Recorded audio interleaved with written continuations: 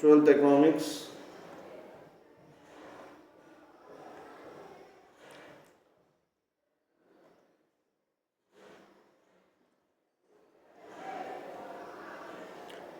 Uh, 12th economics, page number 291. Difference between direct tax and indirect tax.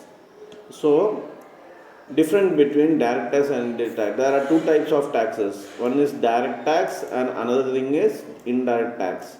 So, we are going to discuss the difference between these both. First, serial number, basis, direct tax, indirect tax. Have we discussed this?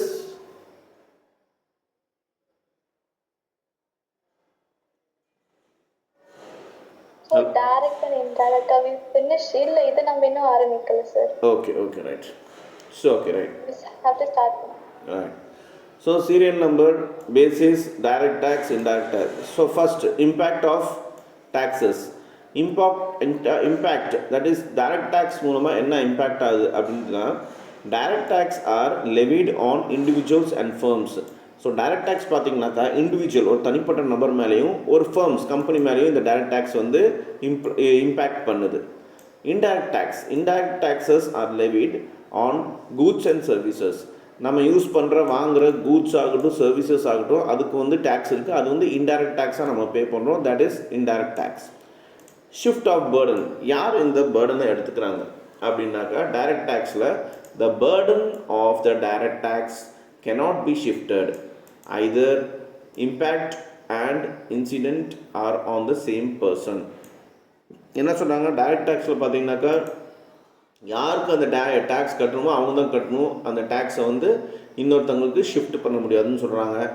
But in indirect tax the burden of the indirect tax can be shifted.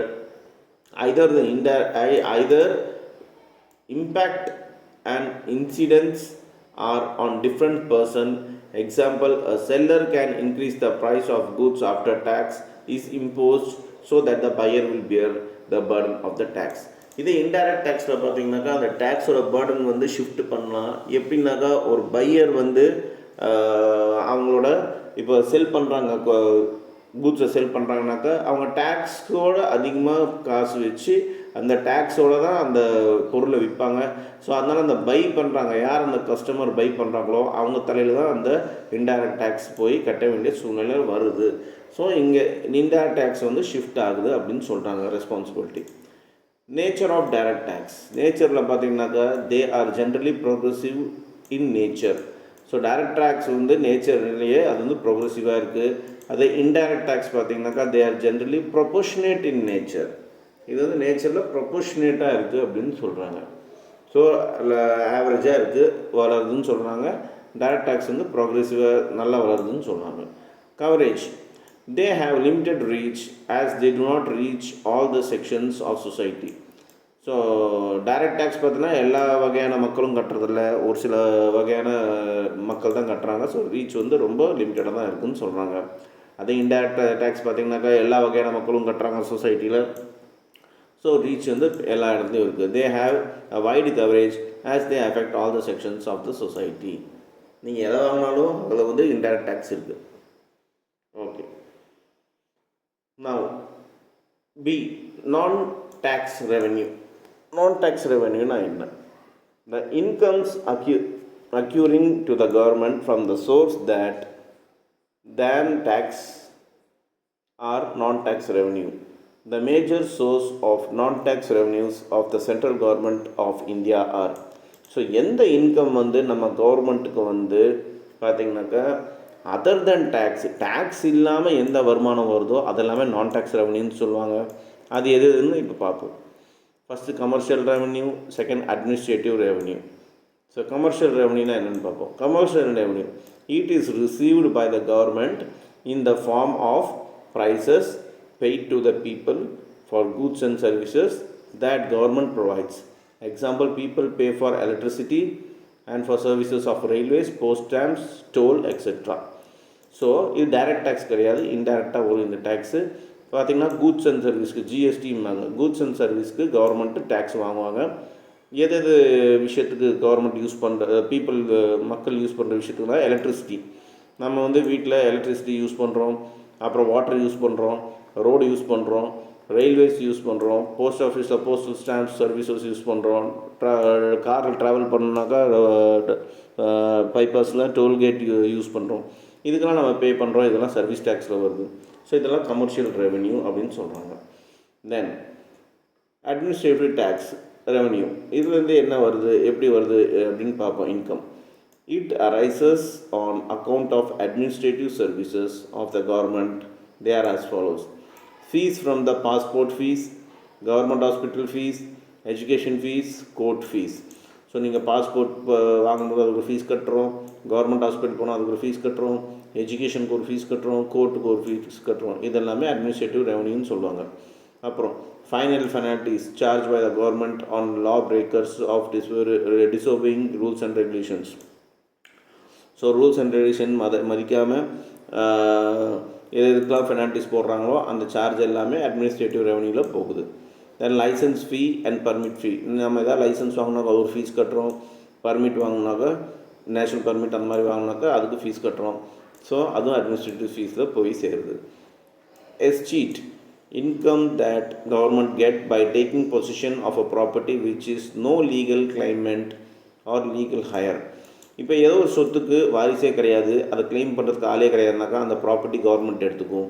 So அது பார்த்தீங்கன்னாக்கா எஸ்சீட்டும்பாங்க. அது வந்து administration ரெவன்யூக்கு போயிடும். Interest receipt, வட்டி வரதெல்லாமே government administrative ரெவன்யூக்கு போயிடும். Profit from public sector undertaking, so public sector public department வர profits எல்லாமே companies எல்லாமே உங்களுக்கு அட்மினிஸ்ட்ரேட்டிவ் ரெவன்யூவில் போகணும். இதெல்லாமே தான் நான் டேக்ஸ் ரெவன்யூன்னு சொல்லுவாங்க. Next, capital receipt. As stated earlier, capital receipts are those receipts of the government which either create liability or cause any reduction in the asset of government. So இந்த capital ரிசிப்ட்டுங்கிறது என்னென்னாக்கா இது என்னென்ன receipt வந்து உங்களுக்கு கடன் உருவாக்குதோ இல்லை கவர்மெண்ட்டோட அசட்லேருந்து valuation, அதாவது அசட்டோட இது வேல்யூவேஷன் கம்மி பண்ணுதோ அதுக்கு பேர் கேபிட்டல் ரிசிப்ட்னு சொல்லுவாங்க. The major source of the capital receipts of the central government are, எது இந்த கேபிட்டல் ரிசிப்ட் கவர்மெண்ட் சென்ட்ரல் கவர்மெண்ட்டோட கேபிட்டல் ரிசிப்ட் எதுனாக்கா பாரோயிங்ஸ் தான் கடன் வாங்கியிருப்பாங்க, கவர்மெண்ட்டே கடன் வாங்கும், அதுதான் சொல்கிறாங்க. ரிக்கவரி லோன்ஸு, அப்புறம் லோன் வந்து ரிக்கவர் பண்ணுற விஷயங்கள். டிஸ்இன்வெஸ்ட்மெண்ட்டு, ஒரு இன்வெஸ்ட்மெண்ட் வந்து விலை கம்மியாகிட்டே இருக்கும், டெப்ரிஷியேஷன் ஆகிட்டே இருக்கும். Resale of shares of public sector undertaking, so share public கம்பெனியோட ஷேர் வந்து ரீசேல் பண்ணுவாங்க. இதெல்லாம் என்ன ஆகும்னாக்கா கவர்மெண்ட்டோட அசெட்டு ரிடக்ஷன் ஆகும், வேல்யூ கம்மியாகும். ஸோ இதெல்லாம் கேபிட்டல் ரிசிப்ட்ஸில் தான் இதை கணக்கெடுத்துப்பாங்க. First borrowings. There are two sources from which the central government borrows. இது வந்து சென்ட்ரல் கவர்மெண்ட் பற்றி பேசுகிறாங்க, சரிங்களா? அவங்க ரெண்டு வகையில் காசை வந்து borrow பண்ணுறாங்க, கடன் வாங்குறாங்க. எதுனாக்கா domestic borrowing, external borrowing. So borrowings ரெண்டு வகை இருக்குது, domestic borrowing, external borrowing. Domestic borrowing என்னென்னு பார்ப்போம். The government borrows from domestic finance market by issuing securities and treasury bills. It also borrows from the people through various deposit schemes such as Public Provident Fund, small saving schemes and national saving schemes, etc. These are borrowings of the government within country. So நம்ம நாட்டுக்குள்ளேயே கடன் வாங்குறது, மக்கள்கிட்ட கடன் வாங்குறதுனாக்கா அது வந்து domestic borrowingsன்னு சொல்லுவாங்க. So government borrowings பார்த்திங்கன்னா, central government பார்த்திங்கனாக்கா ஃபினான்ஸ் மார்க்கெட்டில் ஒரு சில செக்யூரிட்டிஸ் இல்லாட்டி ட்ரெஷரி பில்ஸ் வந்து இஷ்யூ பண்ணுவாங்க. அதுக்கு பேர் பார்த்திங்கனாக்கா அது டெபாசிட் ஸ்கீம்ஸு. அது என்னென்ன ஸ்கீம்ஸ்னாக்கா பப்ளிக் ப்ராவிடென்ட் ஃபண்டு, இது வந்து நீங்கள் போஸ்ட் ஆஃபீஸில் பார்த்தா தெரியும். ஸ்மால் சேவிங் ஸ்கீம்ஸ்ன்னு இருக்குது, நேஷனல் சேவிங் ஸ்கீம்ஸ்ன்னு இருக்குது. ஸோ இதெல்லாமே பார்த்திங்கன்னா நம்ம வாங்கணுன்னா, பப்ளிக் ஆகிய நம்ம வாங்கணுன்னாக்கா நமக்கு ஒரு குறிப்பிட்ட வட்டி போட்டு நமக்கு தருவாங்க இத்தனை வருஷத்துக்கு அப்புறம் அப்படின்ட்டு. ஸோ அந்த நம்ம காசை வச்சு தான் இவங்க மற்ற விஷயத்துக்கு எல்லாமே டெவலப்மெண்ட்ஸ்க்கு யூஸ் பண்ணுறாங்க. இது டொமஸ்டிக் borrowings சொல்லுவாங்க. External borrowings. In addition to domestic borrowings, the government also borrows from foreign governments and international bodies like International Monetary Funds, IMF, World Bank, etc. Foreign borrowings by the government bring in foreign exchange into the domestic economy. So external போரிங்ஸ்னாக்கா நாட்டுக்கு வெளியே கடன் வாங்குறது. இது எப்படி வாங்குவாங்கனாக்கா, so நிறைய institutions இருக்காங்க இன்டர்நேஷ்னல் லெவலில் பார்த்தீங்கன்னாக்கா. இன்டர்நேஷ்னல் மானிட்டரி ஃபண்ட் IMFன்னு சொல்லுவாங்க, வேர்ல்டு பேங்க்ன்ட்டு இருக்குது.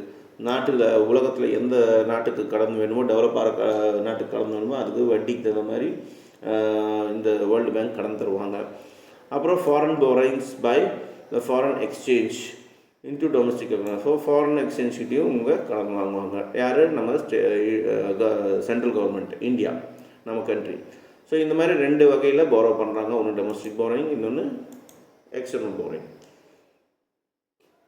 தென் recovery of loans. Recovery of loans மூலமாக என்ன பண்ணுறாங்க அப்படின்னு பார்ப்போம். Quite often state and local governments borrow from the central government. The loans required by the central government from state and local government are capital receipts in the budget because recovery of loans reduces debtors. So இப்போ எப்படி central government மக்கள்கிட்ட காசு வாங்குறாங்களோ, கடன் வாங்குறாங்களோ, வெளிநாட்டில் இருக்க world பேங்க்லலாம் கடன் வாங்குறாங்களோ, அதே மாதிரி பார்த்திங்கனாக்கா ஸ்டேட் கவர்மெண்ட்டும் லோக்கல் பாடிஸு ஸ்டேட்டுக்குள்ளே இருக்க ஒரு நிமிஷம் இருங்கம்மா, நான் அவள் லைன்லேயே இருங்க, நான் கால் பண்ணுறேன். இது நான் கண்டினியூ பண்ணுறேன், லைன்லேயே இருங்க.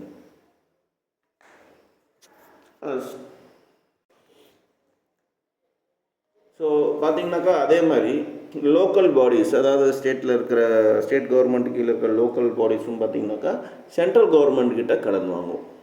ஸோ இந்தியாவில் சென்ட்ரல் கவர்மெண்ட் தான் மெயின், அது கீழே ஸ்டேட் கவர்மெண்ட் வருது, ஸ்டேட் கவர்மெண்ட்டுக்குள்ள லோக்கல் பாடிஸ் வருது. ஸோ எப்படி சென்ட்ரல் கவர்மெண்ட் வந்து வெளிநாட்டுக்கிட்ட கடன் வாங்குதோ, அதே மாதிரி ஸ்டேட் கவர்மெண்ட்டு அந்தந்த மாநிலங்கள் வந்து சென்ட்ரல் கவர்மெண்ட்கிட்ட கடன் வாங்கும். அதுதான் இவங்க சொல்கிறாங்க. கடன் வாங்கி இத்தனை ஒரு வருஷத்துக்கு இவ்வளோ கடன், அது இத்தனை நாளில் கட்டணும், இவ்வளோ வட்டியில் கட்டணும் அப்படின்னு சென்ட்ரல் கவர்மெண்ட் கொடுப்பாங்க. அது பார்த்திங்கன்னா என்ன ஆகுதுன்னா ரெடியூஸ், அதாவது கவர்மெண்ட்டோட அசெட்டை ரெடியூஸ் பண்ணுது. அதான் லோன் ரெடியூஸ் டெட்டார்ஸ்ன்னு சொல்கிறாங்க. Disinvestment, resale of shares of public sector undertaking அப்படின்னா என்னன்னு பார்ப்போம். This is a very recent source of capital received by which the central government has been mobilized finance resources since 1991. So இந்த மாதிரி ஒரு cash receipt பார்த்திங்கனாக்கா central கவர்மெண்ட்டை ரீசெண்டாக தான் இது வந்து யூஸ் பண்ண ஆரம்பித்தாங்க. எப்போலேருந்தோ 1991. Prior to 1991, the central government owned 100% of the shares of public sector undertaking. So இதுக்கு முன்னாடி 1991க்கு முன்னாடி பார்த்தீங்கன்னாக்கா சென்ட்ரல் கவர்மெண்ட் பார்த்தீங்கன்னாக்கா பப்ளிக் செக்டாரில் இருக்க ஷேர்ஸ் எல்லாமே கவர்மெண்ட் 100% வச்சுருக்கும். From 1991, the government adopted the policy of privatization of the public sector's undertaking. Consequently, it started selling its shares to general public and to finance institutions. This selling of shares of public sector undertaking by the government is known as disinvestment of public sector undertaking. So 1991க்கு அப்புறம் central government ஒரு policy adopt பண்ணாங்க. என்னன்னாக்கா privatisation அப்படின்னு சொன்னாங்க. Privatisation of public sector அப்படின்னா என்னென்னா, எப்படி ஃபஸ்ட்டு 1991க்கு முன்னாடி பப்ளிக் செக்டர்ஸ் எல்லாமே கவர்மெண்ட் தான் 100% ஷேர் வச்சுருந்ததோ, அந்த ஷேரும் விற்போம், அது வந்து பப்ளிக்கும் வாங்கிக்கலாம் அப்படிங்கிற மாதிரி கொண்டு வந்தாங்க. அதுதான் ப்ரைவேட்டைசேஷன் ஆஃப் பப்ளிக் செக்டர்ஸ். இதுக்கு பேர் தான் என்ன சொல்கிறாங்கன்னா disinvestment of public sector undertaking. Next, expenditure. Expenditure na செலவு. Government expenditure is classified into two ways: capital expenditure and revenue expenditure, and as plan expenditure and non-plan expenditure. So expenditure, government expenditure வந்து ரெண்டா பிரிக்கிறாங்க. ஒன்று capital expenditure, இன்னொன்று revenue expenditure. அதுலேயும் ரெண்டா பிரிக்கிறாங்க. ஒன்று plan expenditure and non-plan expenditure. என்னன்னு பார்ப்போம். Capital expenditure and revenue expenditure. When government incurs expenditure to create assets such as school and hospital building, roads, bridge, canals, railways lines, or reduce its liabilities such as repayment of loans, such expenditures is known as capital expenditure.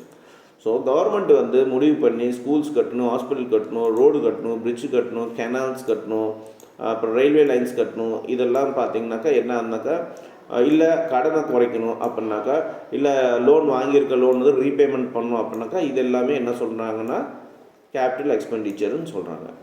But when government incurs expenditure that neither creates any assets nor reduces any liabilities, such expenditures are known as revenue expenditure.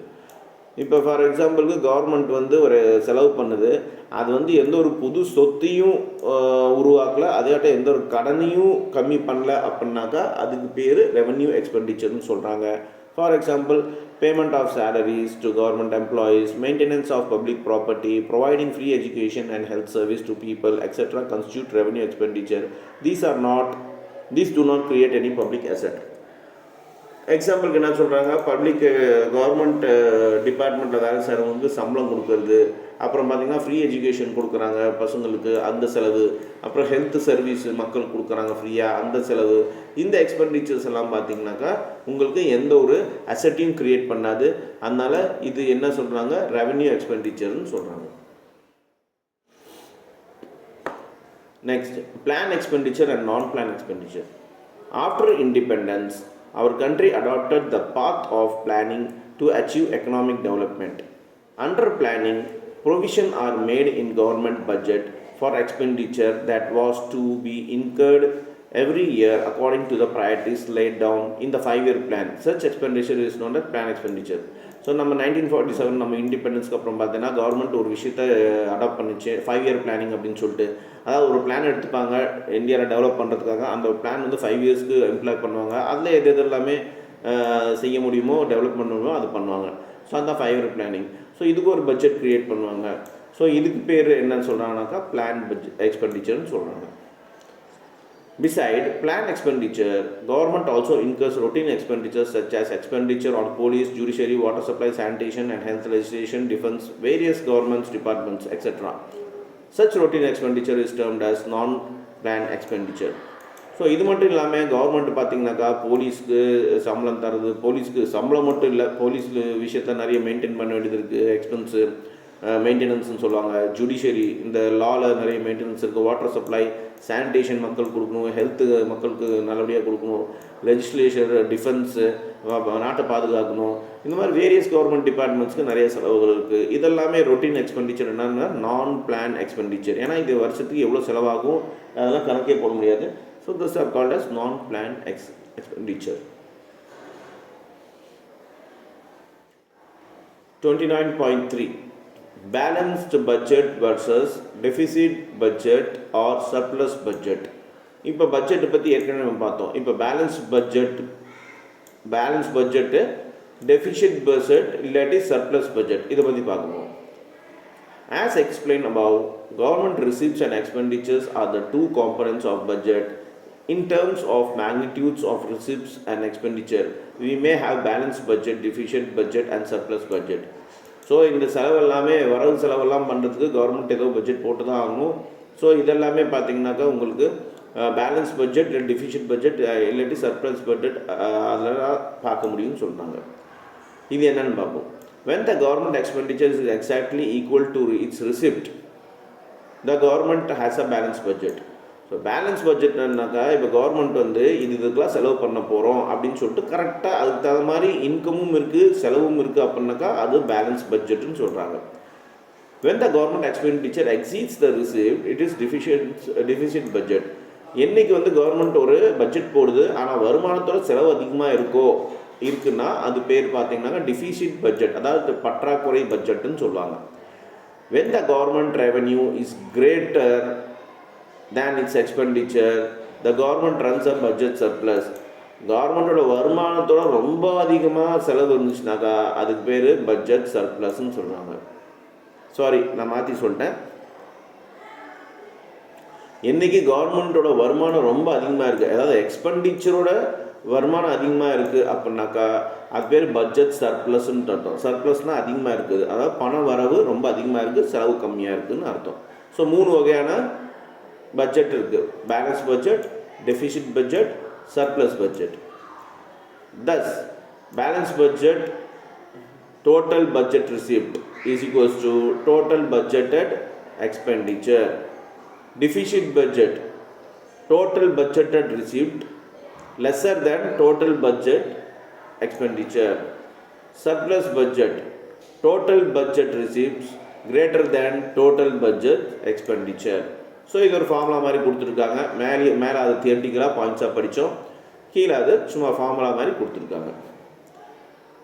There was a time when budget surplus was regarded as the index of the good budget. However, in modern economy, budget deficit has become order of the day. ஒரு காலத்தில் பார்த்தீங்கன்னாக்கா surplus budget இருந்துச்சு, நல்ல budget இருந்துச்சு நம்ம நாட்டில். ஆனால் இன்றைக்கி மாடர்ன் எக்கனாமிக் பட்ஜெட்டாக இருக்கிறதுனால டிஃபிஷியட்ஸ் தான் அதிகமாக ஆகிட்டு இருக்கு அப்படின்னு சொல்கிறாங்க. 29.4 types of budget deficit. So பற்றாக்குறை பட்ஜெட் அதில் எத்தனை டைப்ஸ் இருக்குது அப்படின்னு சொல்கிறாங்க. ரெவன்யூ டிஃபிஷிட், ஃபிசிக்கல் டிஃபிஷிட், அப்புறம் அந்த ஃபிசிக்கல் டிஃபிஷிட்லேயும் பார்த்தீங்கன்னாக்கா உங்களுக்கு ப்ரைமரி டிஃபிஷிட், அடுத்தது மூணாவது, இந்த மாதிரி மூணாக பிரிக்கிறாங்க. ஸோ ஃபஸ்ட்டு ரெவன்யூ டிஃபிஷிட், அடுத்தது ஃபிசிக்கல் டிஃபிஷிட், அதுக்கப்புறம் ப்ரைமரி டிஃபிஷிட். ஸோ இந்த இந்த டிஃபிஷிட், டைப்ஸ் ஆஃப் டிஃபிஷிட் வந்து நம்ம நெக்ஸ்ட் செஷனில் டிஸ்கஸ் பண்ணலாம். அன்டில் தென் நீங்கள்